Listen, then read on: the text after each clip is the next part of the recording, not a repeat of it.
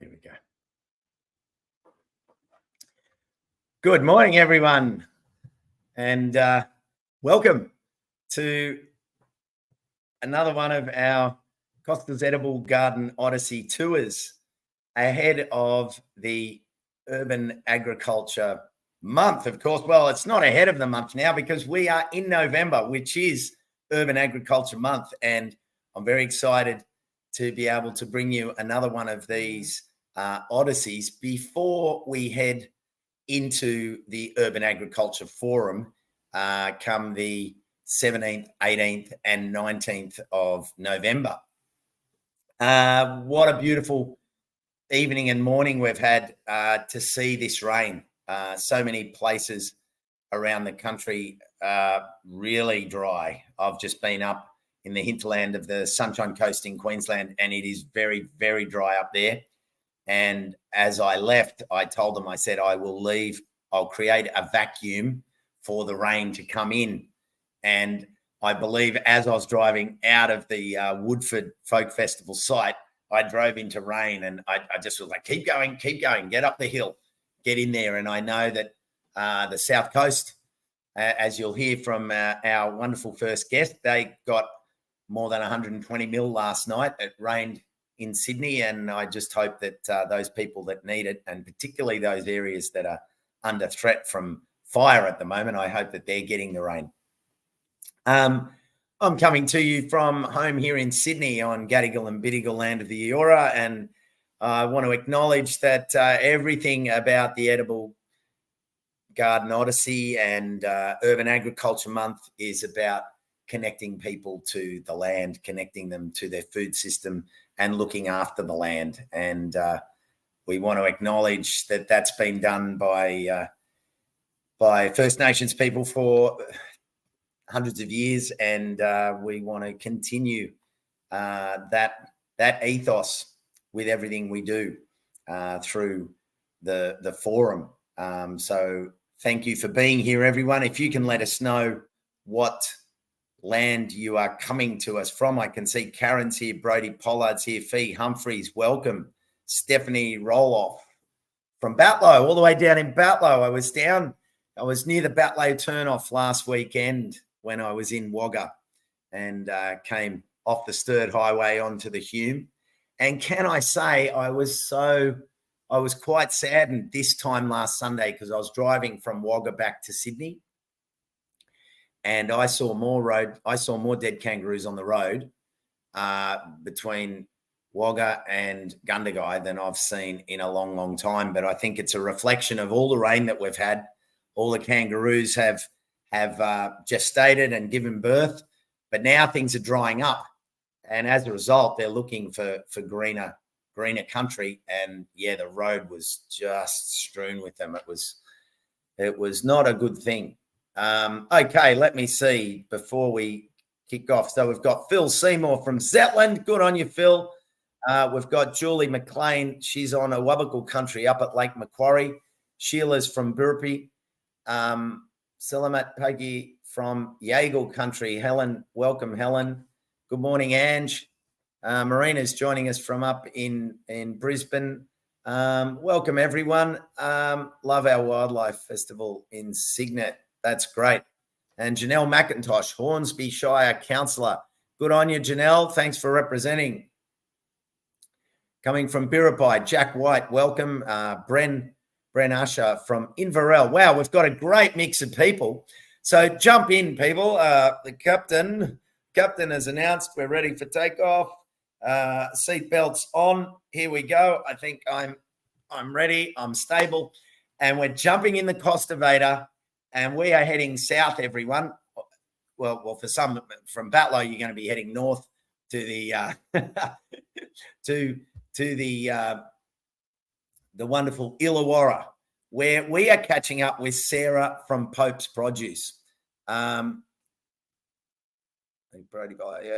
Ingram from Lismore. Welcome, Tanya. And Sarah's going to take us for a look around a piece of urban agriculture that is going to blow your mind. So please ground yourself. Make sure you got an earth wire plugged into your leg so that we don't short your fuse box and lose you for the rest of the weekend. So here we go. Sarah. Good morning, Costa. Hi, everybody. Lovely to join you. I'm glad it stopped for 3 minutes while we're here on Dharawal country.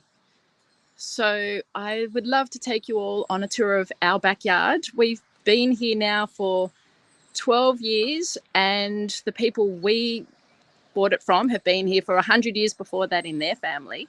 And of course, with Indigenous culture, 100 years is a drop in the ocean. But I'll just flip the camera around so you can all see what I see. Yeah, before you do, Sarah, well, we can chat anyway. How big is the property? It's a residential block? It is residential, but back in the day, they were all pretty large, and the previous family didn't subdivide. So we're sitting on 4,000 square meters of north-facing Illawarra land. Wow. With the house on the southern edge of the block. Yeah, so wow. It's a lot. Yeah. Yeah, that's fantastic. And it's interesting for people to understand it's a residential block, but wait till you get a look at it to appreciate what's going on. So you can probably see those trees just up the very back. Yep. That's where the back fence is. Okay. So it's a hike to get up there. So you ready to go wander? Are you ready, everyone? Here we go. Yeah, let's do it, Sarah. Just turning you around so you can all see now, slowly but surely. Okay. Right, here we go. So when we moved in, we were gifted a lime tree. And this lime tree now has been friends with us for 10 years. We had to prune it recently because the neighbour's gutter was filling up with the Tahitian limes, but they just drip on us. Then we go to a mandarin. So that's the welcome, is into the forest, into the edibles, and slowly looking due north. That's us as you come around the corner of our house in our little suburban region. Wow. Look, like it's amazing that you just have such a beautiful north-facing sun arc. Rarity. Yeah. You couldn't dream it up. And we traveled for a while with our kids first, and my husband manifested finding somewhere where we could demonstrate some of the sustainability practices we learned overseas. Of course, every context is different, but for us, we wanted to show food and what's possible in a residential setting. So here we've got the Washington Naval. It is heaving. You can probably just see the stairs down to the right of it, but it's surrounded by stonework to keep its roots nice and warm. I am forbidden from juicing it because the fruit is so juicy, so sweet. Ben reckons it's a crime to juice it, that you have to eat it as it was intended. With all the fibre. With all the fibre, all the goodness, the whole fruit, and don't extract anything and leave anything behind. And here we've got our turf roof covered studio. So this was an experiment to see what you could do on a green roof. The soil profile is 300 mil deep. We've grown watermelon up there, zucchini, cucumbers. I'm slowly transitioning it to a wildflower meadow inspired by the Sydney Botanic Gardens, but there will always be food and herbs up there for us, as well as food for all the pollinators. And slowly we have a traverse track going down the hill. So when you've got a full wheelbarrow, going straight up and down is a bit heavy duty. And you can see the olive tree in the top of the frame there. That was planted as bare rootstock 11 years ago. And now it's the height of a double-story building. Wow. Yeah. And the top of the hill, we go our fig trees, because figs need free draining, as we found out. And in a good season, we'll get 400 plus off the bigger trees. Yeah. Do you net them? Oh, yeah, we have to. Because there's so much wildlife here. If we don't net them, then we don't get anything. Because there's such abundance of life here, and everything wants to eat them because they're also juicy and beautiful. Under the net here, going down the tree, we've got a peach cot. I don't know if anyone else or many people have seen peach cots. And again, through the net for the stone fruit. It's a hybrid peach apricot. Oh, wow. Yeah. And what's it Beautiful. taste like? I'm sorry? What does it So you taste can like? see just it is kind of peachy with the juiciness, apricot with the texture, and just sweet. They all come on at once naturally. So then Ben will stew some of them so we get some jars to last us longer than it's 3 weeks of throwing it down at us. Throwing it Yeah. down. I like that. Basically, yeah. And so the top of the hill where I'm standing now captures all the full north of the property. So it's where all our fruit trees went in. Before we even properly designed what we were doing in the backyard, fruit trees were first. So going past the tea tree that'll make green tea, here we have a mango. Every few years, it's okay. Junkyard sculpture, side of the road, one of the better shopping locations. Now, Sarah, I think we're having some signal issues as you get further away from the house. It could be. Am I still with you now? We're back with you again now. Under the wet canopy. Okay, hopefully we can make it under the olive. Yep.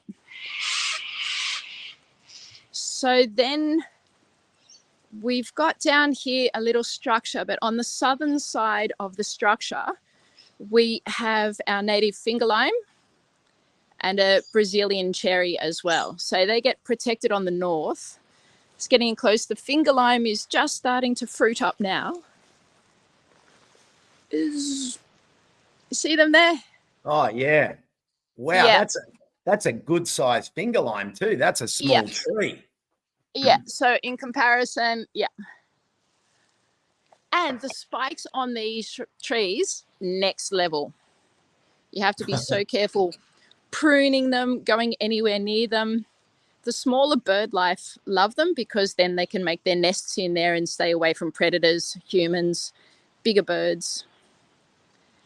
So this is the bottom of the slip and slide. Because the hill runs straight through, you can get a lot of momentum over Christmas time, line it, get the kids onto it, all the neighbours, do speed trials down the hill. Just on the left, because as I mentioned here, we have a lot of wildlife. I'm trialing growing tomatoes again, but they need exclusion netting because of the fruit fly, the birds, the bats, the everything. Yeah, so far, so good. Yeah. And that's what has to be. This will be my first summer in probably 4 years I've tried growing tomatoes because they get eaten. I've seen rainbow lorikeets sitting on posts, just eating them, eyeing me off, just going, thank you. We really like what you've done here. Then filling the frame is an avocado tree grown out of the compost. So no food waste leaves our site. We compost everything. And just getting in a little bit closer. For us, this is a bit of a novelty.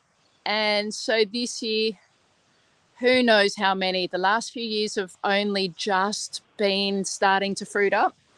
But I think it's hit its stride now at 7 years, maybe 8. Yep. Yeah. And so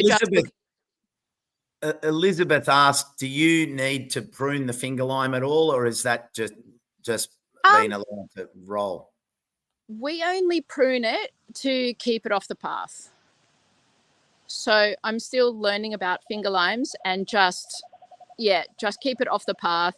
I haven't focused too much on trying to open it up to get the light in because it seems pretty content and it fruits pretty heavily of its own accord. And Oh, no, sorry, go on. I was just going to talk about the edging in the market garden and the backyard, but did somebody have a question first before we go on? Oh, all right. Yeah. What kind of tomatoes have you chosen was Brody's question. I've chosen a cross section because I'm one of these people that loves a seed catalogue, like many. So I usually go for names like Tommy Toes. I'm focusing more on a cherry tomato size and hopefully some of the coloured ones. So there'll be blacks and yellows and probably some traditional reds as well that I'm trialling out. And then I've just got bok choy here in the foreground and some lettuces just to take up that space until the tomatoes get up a little bit further. And not wanting to waste any good garden space either. It's like try and get as much food in as possible. Tie up that later. So that's what's going on there. And so because it is a backyard, the edging is in to help maintain the lawn, which is a very traditional Australian deal for kids to play on. And so this is a quarter of the market garden through here, rotating the crops, some empty beds. My subscription season has started. And you'll see here too that there's a big fat hole in our fence, and that was intentional so that our neighbours can come in. They have much smaller backyards. Many of them have children, so they can come in and use all this green space through to the 16-foot diameter trampoline as a little community park. Yeah. Look at that. So then we've got the trampoline, and so thankful in the Illawarra to have such a magic climate with our rain. So last night, it was over 100 mils. This morning, another 20. Yesterday was 20 mils. But with the microclimate and that black trampoline, right here in the foreground, we've got a lychee. And a lychee, the chicken coop to the left. And then you can probably just see the banana is just going for gold. So this is the home side. I may have just enough battery left to show you the far side. So variety of kales, beetroot are in there, and then we go chives, things on the edge, red vein sorrel. Keep all of this space for games, neighbours. We've had a fundraiser, music afternoon, fit loads of people in the backyard. Down here, we've got the bottom of the hill, so another microclimate. So we've got a bit of an orchard going on. The sugarcane hiding in the corner.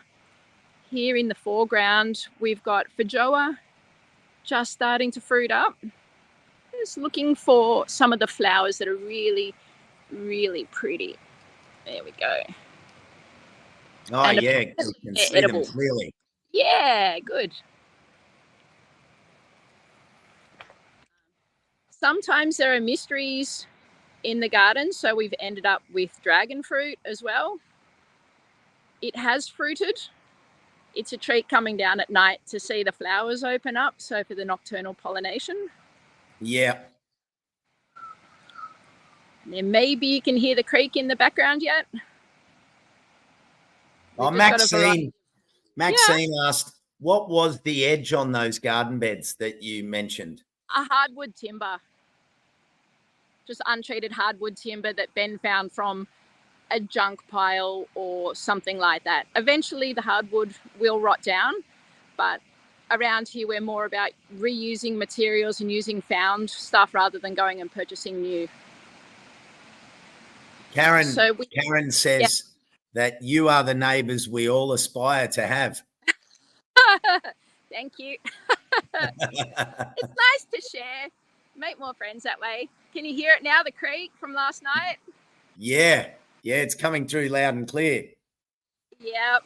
So going over a little bridge. So back to the orchard for a sec. And then we've got the rainforest plum tucked away in there.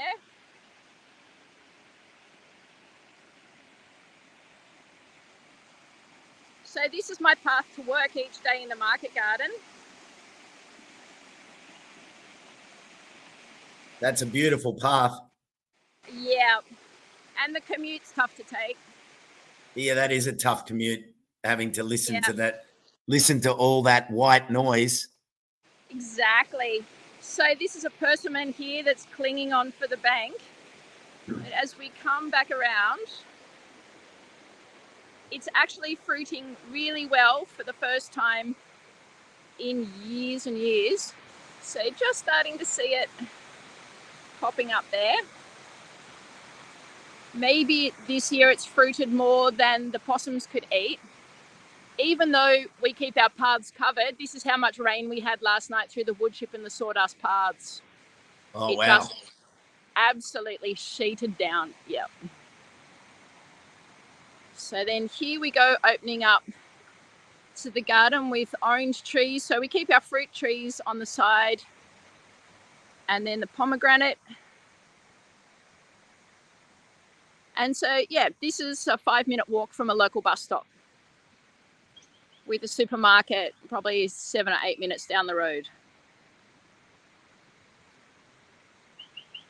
Paulie said, I bet you get just as much out of the connection to people as your neighbours get out of your garden. It's true, yeah. And that's the lovely thing that our neighbours have said too, is that that borrowed view just means so much to them, and they can bring their kids over. And it just works so well for everybody to have that connection to community, back to land. They can come and play with the wildlife. We've got preschoolers next door and come and wade their way through. This is really cute. So the rainbow chard is like chest high to the preschoolers. Chest high. Yeah, it's hilarious. You can see their little heads bopping around. But the beautiful thing is they've already got the education through here, and they ask permission before they could pick anything, and they have absolute respect for the place as well. I do use exclusion netting, as you can see in the background, to start crops up and to protect them. Sometimes the winds hurtle through. I had a big problem with slugs that gave me a slow start to the season. Because we are in the Illawarra, the deer come out of the national park. We had a deer grazing for a while on the property. And then there are microclimates, like the fencing was already here, the Colorbond fence. So if you can just see straight ahead there, I'm using arrowroot against the metal fence in order to absorb some of the heat. And then the leaves can be chopped for the compost. I can dig the tubers and share that with my subscription veggie customers. So everything has to be pretty multifunctional because it's predominantly me just doing the veggies and Ben does the fruit trees and the building. Ah, yeah, okay. Yeah.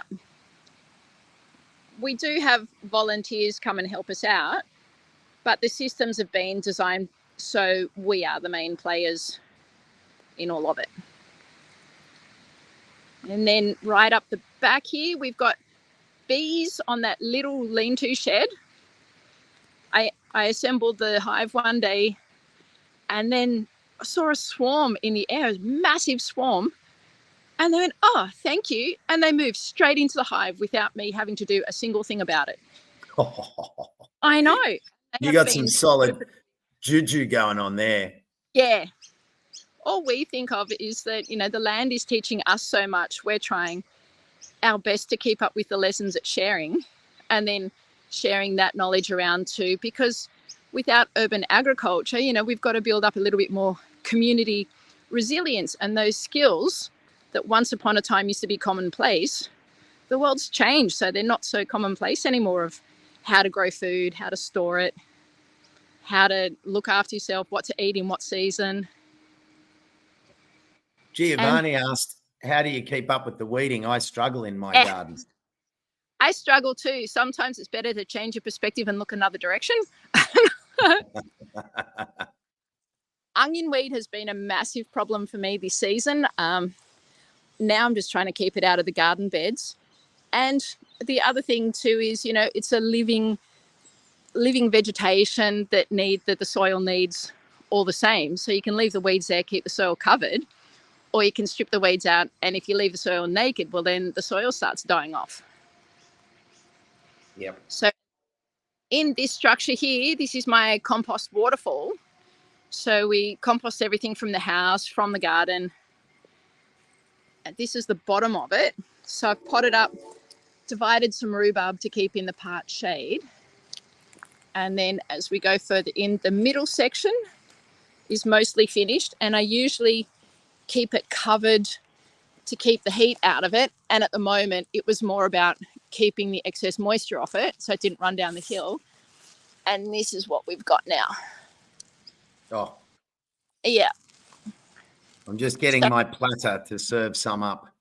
Yay! Yeah, I geek out on it after a while. It's so exciting to actually have compost at home, but it takes so long. And this is the one breaking down at the moment. So flowers when they're finished, the comfrey, household scraps, all of the above. The life moves in. There's a bit of heat in there as well.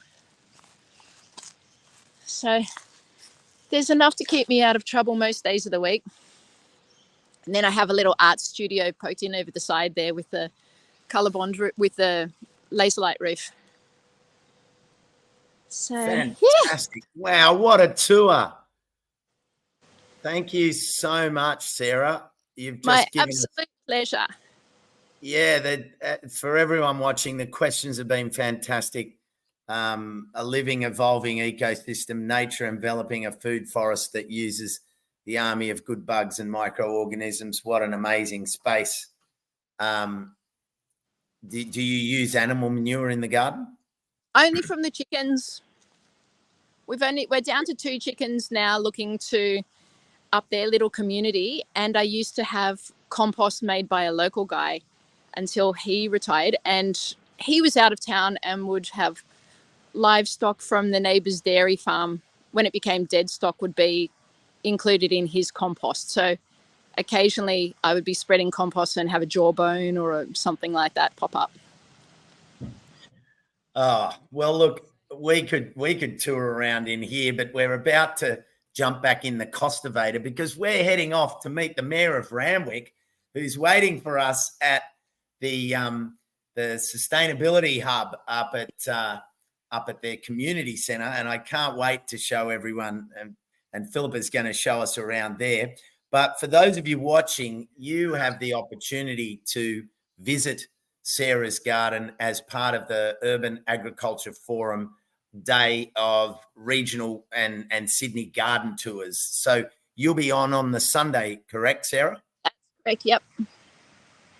And that's part of an extensive tour of other gardens across the Illawarra. That it's a day tour, isn't it? Correct, yeah. Yeah, fantastic. So I know that Naomi will give everyone the details about that, but you can jump on the Urban Agriculture Forum and find all the details of that Sunday tour. Sunday the 19th, you can get, I guarantee you will love it. You'll be amazed by that garden, and just as much as you're going to be amazed by the next garden. So, Sarah, have a great day. So chuffed you got some rain. Thank you, everybody, for the invitation, and thank you, Weather Gods, for leaving it dry enough to show you around. Yeah, awesome. Thank you. Thanks, Sarah. Bye. All right, we're charging up the Princes Highway, charging up the Princes Highway. We're just coming up the top of the pass. We're coming in through Engadine. I got the seatbelts on. I got my Urban Agriculture Forum T-shirt on. This is a collector's item because I think this one goes right back to 2018. But anyway, now let's go and catch up with Philipa Veitch, the Mayor of Randwick. I can see her in the green room. Here she comes. Philipa. Hi, Costa. How you going? Absolutely pumped.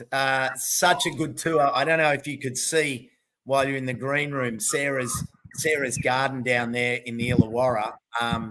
It's so verdant. But then when I think about the garden that you're about to show us around, it's such an amazing story around this garden. But yeah, tell us a little bit about where you are and what you're going to be showing us. Yeah, absolutely. Thank you, Costa. So we're here at Randwick's beautiful sustainability park, here on amazing Bidjigal land. I'd like to acknowledge the elders past and present who have kept it here for us. We're surrounded by beautiful eastern suburbs, Banksia scrub. And right now I'm here in our incredible permaculture garden, which is dedicated volunteers, our Permabee volunteers, who are here every single week, growing the most beautiful organic veggies and fruit and herbs and spices. It's absolutely beautiful.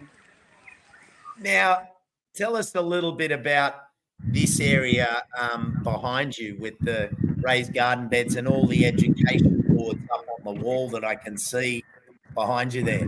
Yeah, for sure. Shall we start walking through, Costa? Yeah, why not?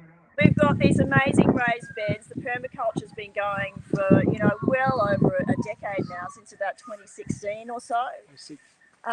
2006, actually. And we're growing so many different cool things here. We've got strawberries, we've got parsley.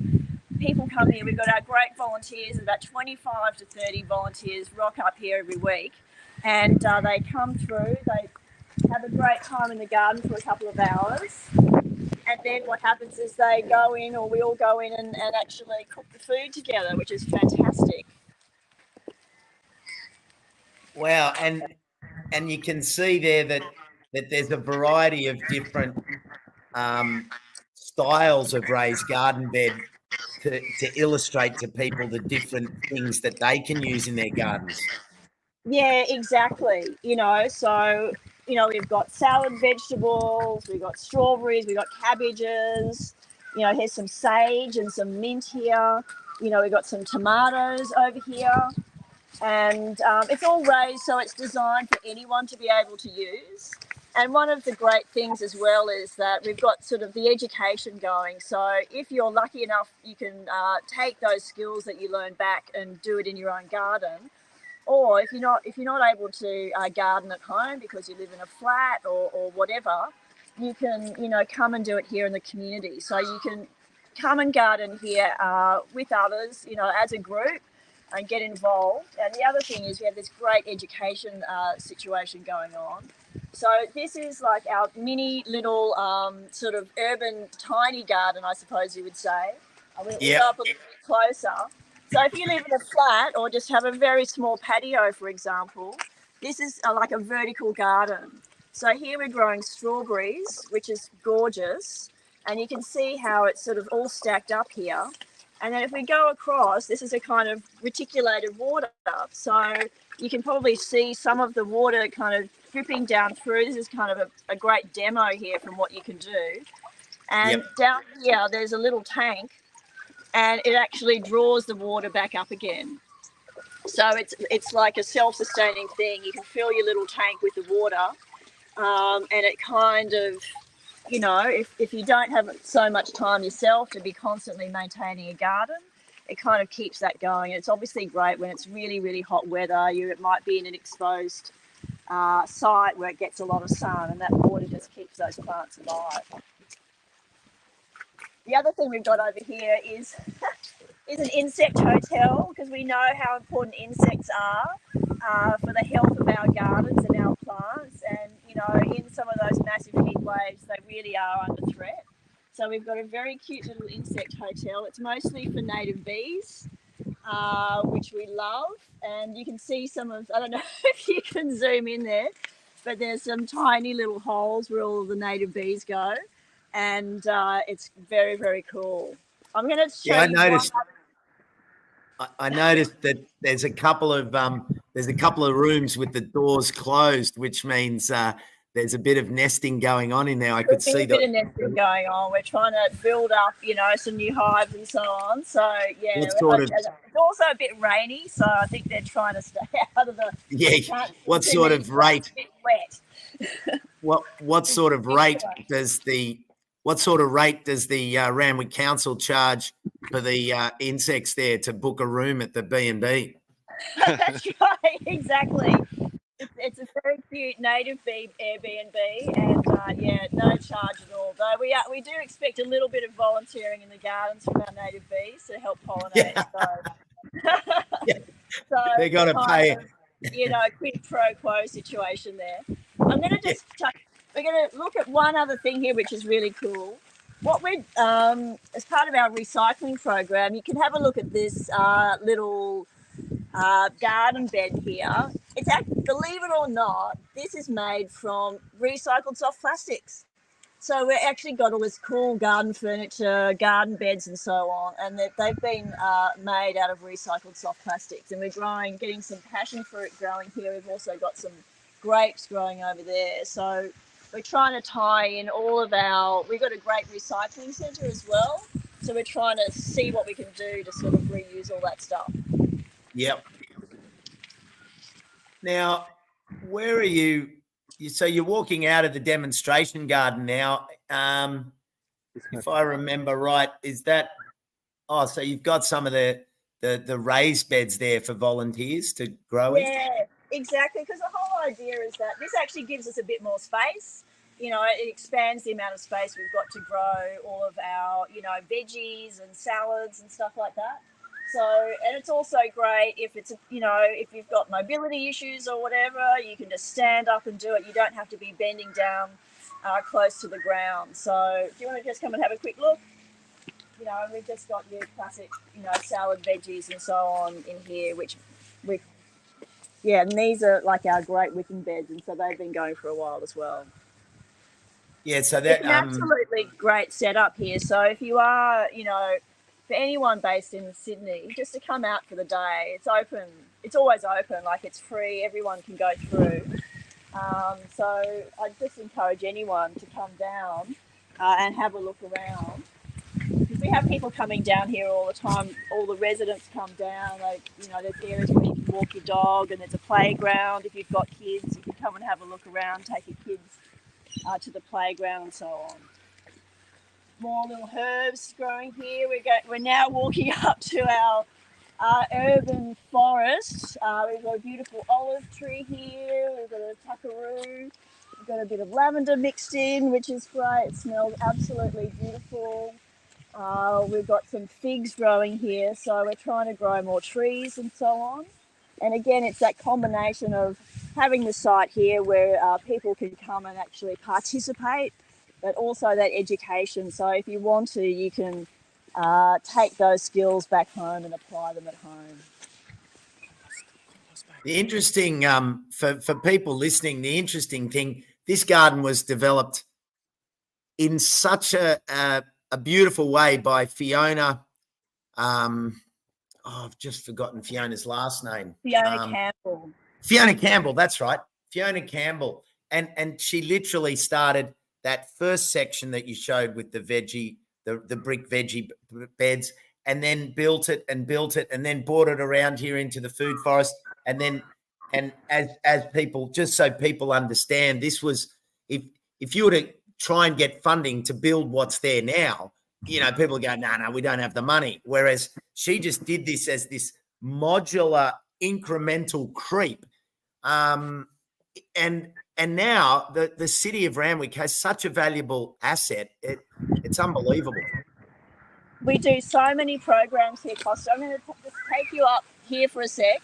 We've passed our massive compost bin, which has been built.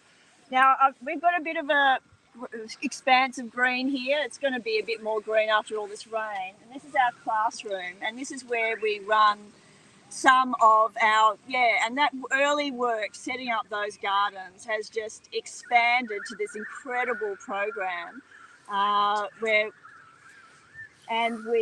here we have our massive Eco Living Festival every year. People come and play. We occasionally have concerts and so on. And we've got our awesome classroom.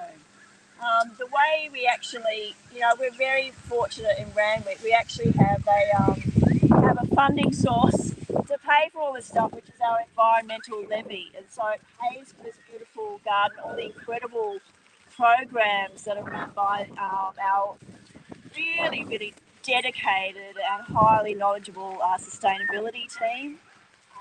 And what we're trying to do is pass on that knowledge.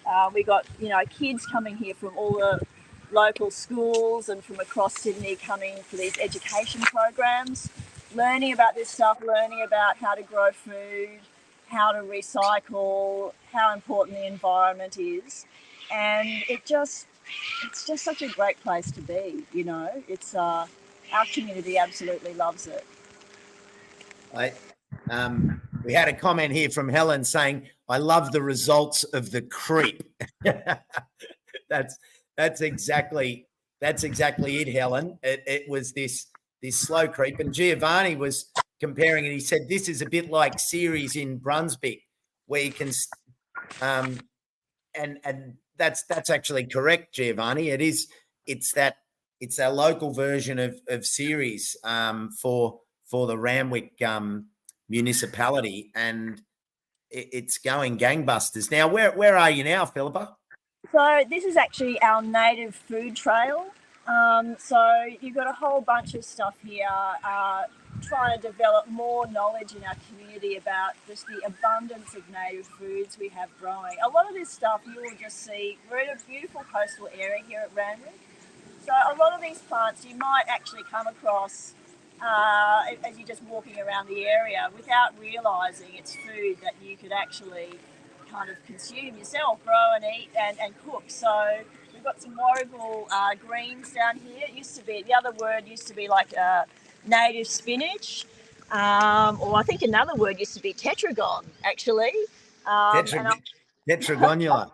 Yeah. Yeah, I'm not so crash hot on the scientific names, Costa, but That's all right. And this stuff you can grow this. It just grows like a weed. You can grow heaps of it. You can chuck it in a stir fry or something, and just grow it at home. We've got lamandras. We've got native spinach. We've got tuckaroos. So there's a whole heap of stuff here to help educate our community about the abundance of native foods. Wow. Now, is there anything else? You want to show us? We're going to quickly wander. We're going to walk very quickly now, Costa. There's a whole lot of ibis and stuff kind of foraging there in the massive puddles after all the rain we had. And we're walking through the kids area, which is going to be sort of like a nature playground we're developing. Buried away in a sort of secret hidey spot is where our beautiful WISE volunteers care for rescued native wildlife. And so that's, again, with our sustainability levy, we're hoping to actually build a really good facility where the WISE volunteers can go and help, injured native wildlife such as possums and birds to get better again. And now we're walking through this kind of another sort of native trail, native bee trail, which has all sorts of plants for our native bees. Again, all this stuff is just built up over time with staff and with different residents coming down, kids groups, all taking part in this. And we're walking towards the wetland. We've got a little kind of mini frog pond here. We're going to pan down. You can see some of the frog spawn over there. You can learn how to develop your own little frog pond. And I know there's been a lot of discussion in the media this week about frog ID. So this is a great place to come out with your frog ID out. You're generally, I think it's even too wet for the frogs today. Thank you. Can I don't know where the hell the frogs are today, but anyway.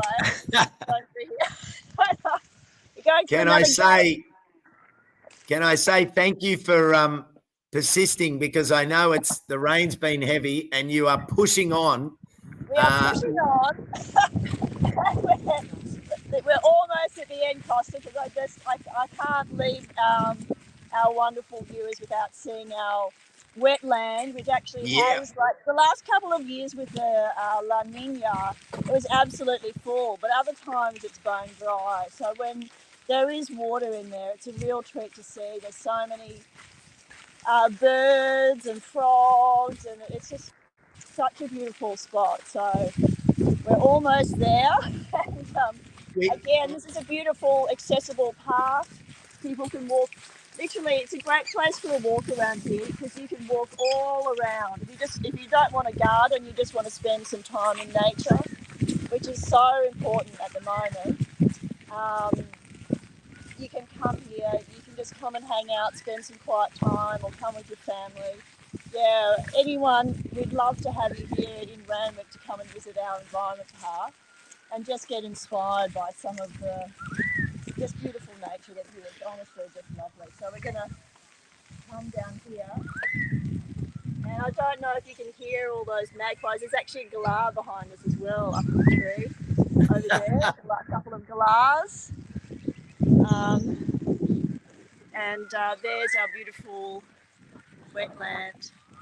It's full of ibis and different birds. There's magpies down there, tarwong, having an absolute ball. And Sim, I don't know if you can zoom up, so that you can see the galahs up there. Oh, yeah. They're happy to join the live stream. It just attracts so much wildlife and people as well. So, yeah, thanks very much for letting us join your program today, Costa. Oh, Philipa, it's been a pleasure. One question here was, does the garden get a budget from the council? Or is it how does that work? Yeah, absolutely. We have a whole sustainability budget. It is funded through our environmental levy, which is basically less than for residents, it's less than a couple of dollars a day. And it funds the most incredible work. It's our sustainability, centre here, our environment park, our sustainability and recycling centre. Coastal walks. There's a lot of rebates for residents to develop to get solar panels, education programs. Like, it's so important, and just that's how we fund it. So we believe the environment is just so important. Our community does as well, and that's why we're prepared to take that step. Well, Philipa, I can see that the rain sounds like it's getting heavier. I want to get you out of there. Thank you so much for showing us around and giving us the chance to see the wonderful sustainability hub that you have there, the permaculture interpretation garden, and those wetlands. People are loving the wetlands here on the feed. Absolutely. Yeah. So have a great day, and thanks for being part of the Costa's Edible Garden Odyssey. Thank you so much, Costa. See you soon. Bye. Okay, thanks everyone. Bye-bye. All right, what a treat. One of my favourite gardens in Australia, particularly because of the way it was developed by Fiona Campbell and the sustainability team there at Randwick. That incremental growth to get a big budget garden up like that, in most cases, people are going to go, no, we don't have the money. But she just started so small, off the back of the kindergarten, off the back of the community centre, and then just, can we just do a little bit here, and then we'll do a little vertical garden demonstration now, and that's wrapping around the building. Well, let's catch the rainwater and demonstrate rainwater. And so it was all about education. And that's what brought the funding and the support, because any councillor, whether they were green, blue, red, whatever, if they had no idea about sustainability, they could see that the money was educating the community, and that doesn't need to be sold.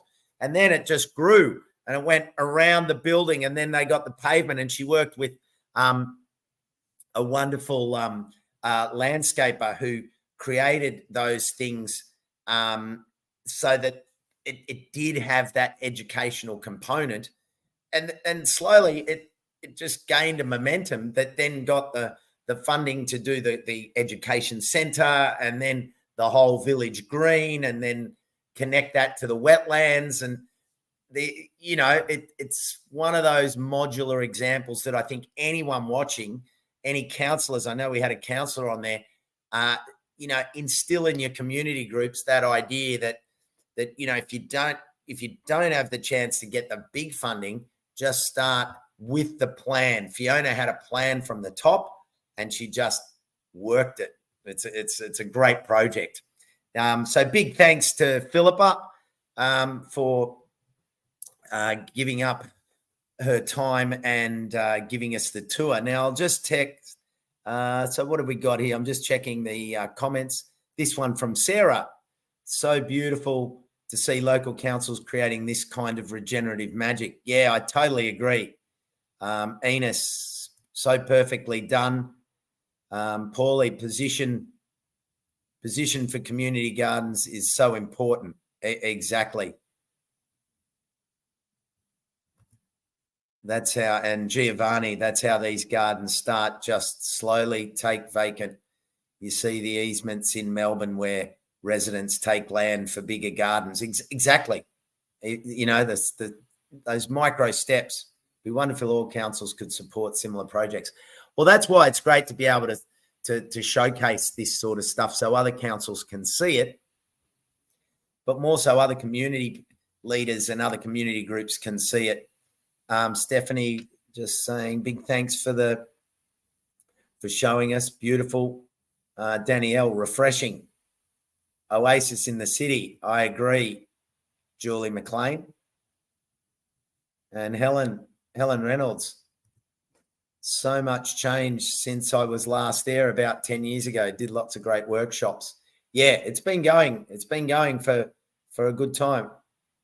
All right. So to wrap things up, I'm going to bring Naomi on from Community Gardens Australia. And you know Naomi, for any of you that have been joining the Odysseys, Naomi is the fearless leader of Community Gardens Australia and has been on a fantastic Odyssey herself this year, where she travelled from far north Queensland all the way down the coast visiting gardens. I tell you, if I wasn't busy doing other things, I would have been the driver and just come along for the ride. But I suppose it's kind of what I do every day anyway. And just before we go, it's not just a garden. I agree, Paulie. It's food security, it's wellness, it's culture, it's nature. That is a beautiful, beautiful comment. So, Naomi, greetings. Hi, Look How at are you. you You're today? looking sparky and happy for a Sunday morning.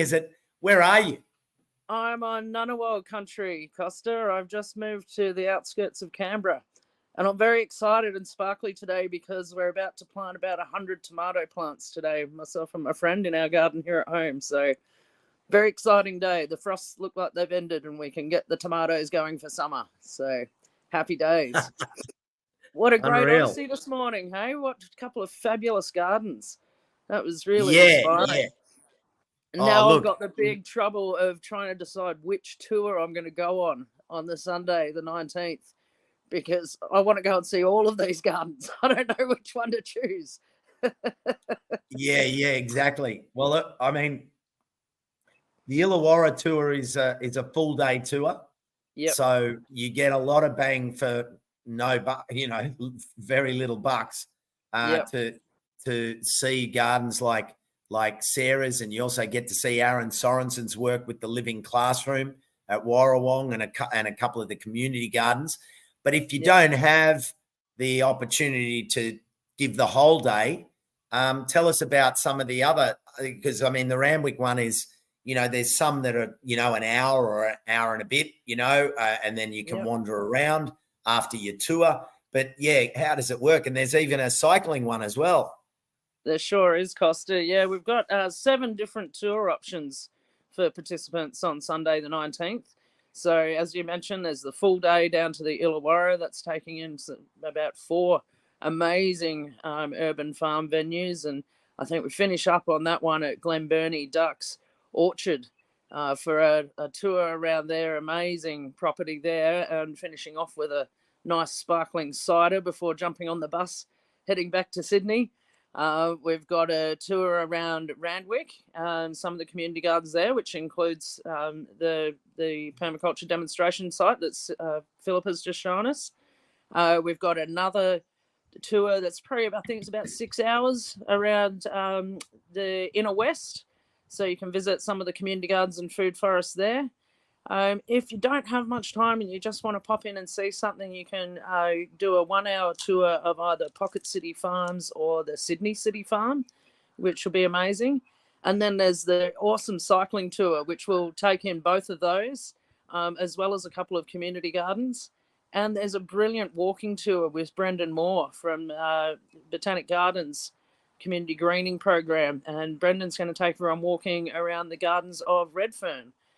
Now, all of the tours, they include lunch and some snacks as well. So you get to have a good time and kick back and enjoy lunch with the other participants and meet some fabulous people and check out all of these incredible gardens around the Sydney region. So really good opportunity to go and see what other people are doing, how it's done, get some ideas for your garden or to help you start up a new one and meet some great people while you're at it.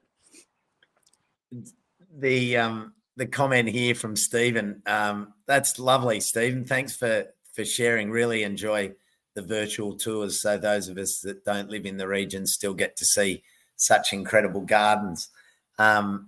Yeah, that's exactly why we've decided to do this, because not everyone, I mean, there's people joining us from all over the country. There's even people joining us from the US, and it's so nice to get those insights into these gardens from the people that are up to their earlobes in them. And, you know, you can be at home.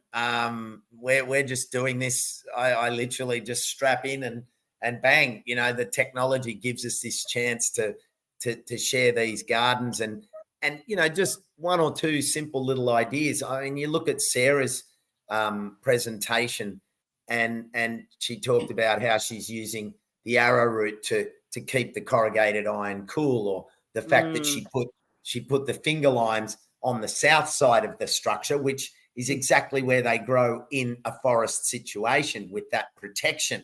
And you start to then get into your head those aspect details of any garden, and then makes you think, oh, well, where is my south side and where is my protected space? Like there was a lot, there's been a lot in these tours, and Philipa representing all of the sustainability team there and leading that tour. And I think it's really nice in that sense that, you know, that there you have the mayor coming down and saying this means a lot. And if the leadership says, oh, this is a priority, because they got people pulling them left, right, and center. You know, there's this opening and there's that, and there's this group wanting the mayor to be here and the mayor to be there. So it's really important and wonderful to see a mayor going, hey, I'll come down there on a Sunday morning, and you know, this isn't my full specialty, but I love it. I love the people behind it, and I'm making a signal that this is important in my windshield. You know, this is what I want to be looking at.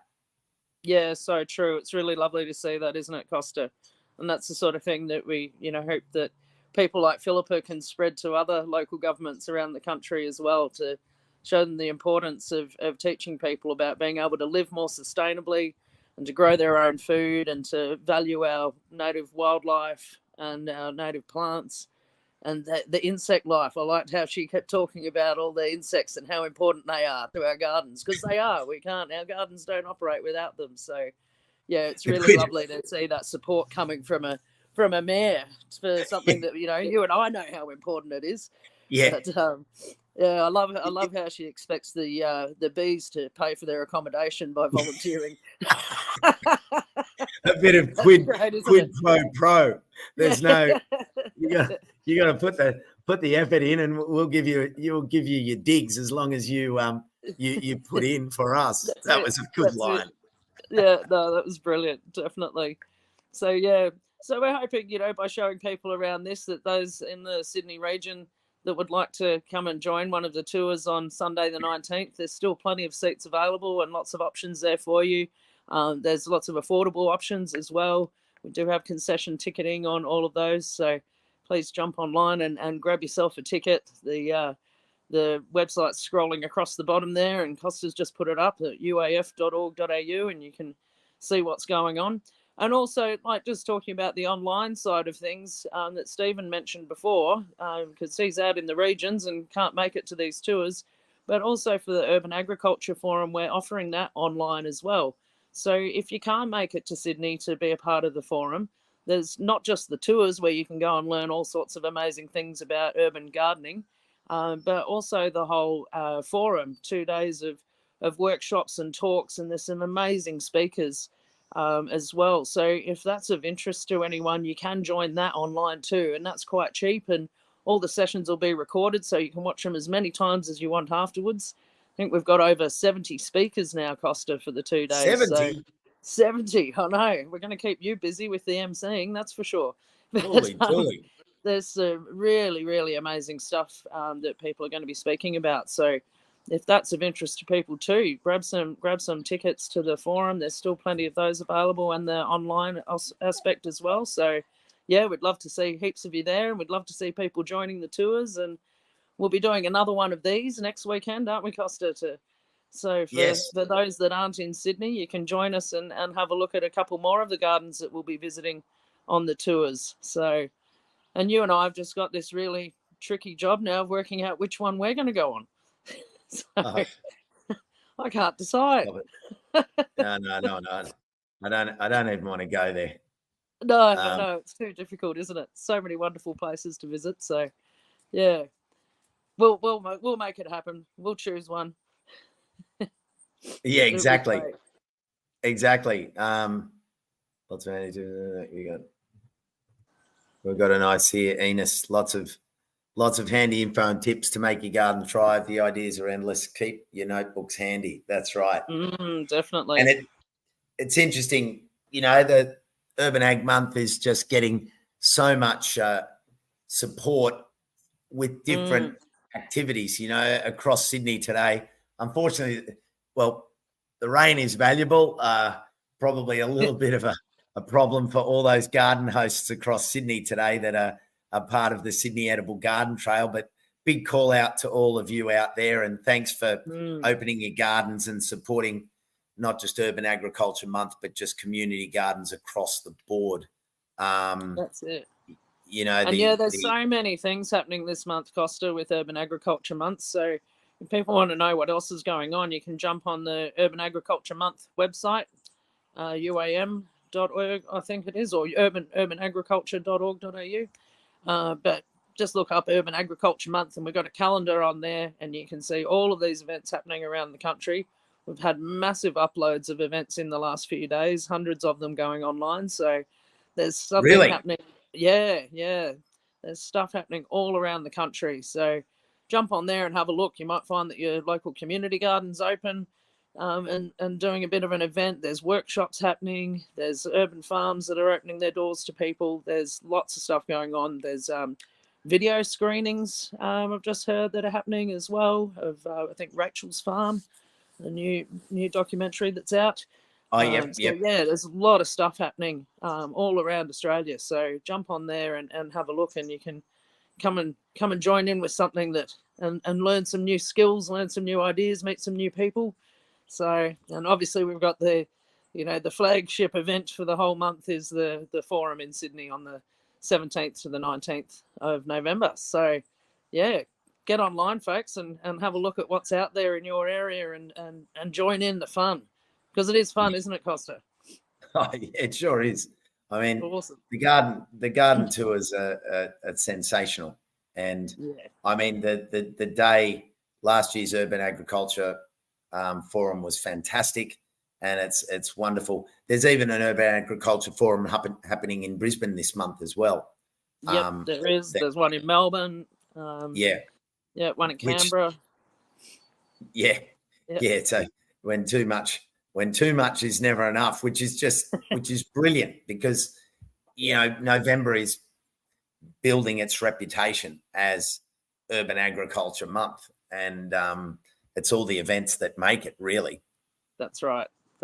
So we're wanting to share that with everybody out there, so we can upskill everybody and get growing in our local areas, because local food production is the way of the future. So we need to give everyone as much information as possible so that they can get out there and do it themselves. I like that from Joe down in Tassie there, Costa. Online options helping to keep everyone connected. Yeah, that's right. Totally, Joe. Lovely to see you. Joe's the Tasmanian rep? Tasmanian State Coordinator, yeah. Tasmanian State Coordinator for Community Gardens. So anyone down there, contact Joe if you have anything doing in the community garden and urban agriculture zone space, whatever you want to call it. She's the absolute champion on the on that topic down in Tasmania. So thanks for joining us, Joe. Lovely to see you here.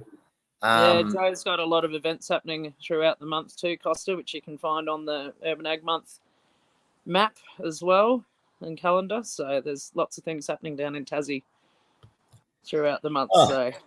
So many opportunities for everyone to join in. Yeah. So any final questions, anyone, about anything that Naomi's spoken about? Urban Agriculture Month, Urban Agriculture Forum. Throw them this way. November is sustainability in who's that? Stephen. November is sustainability in schools month too in Victoria. Yeah, cool. Oh, that's fabulous.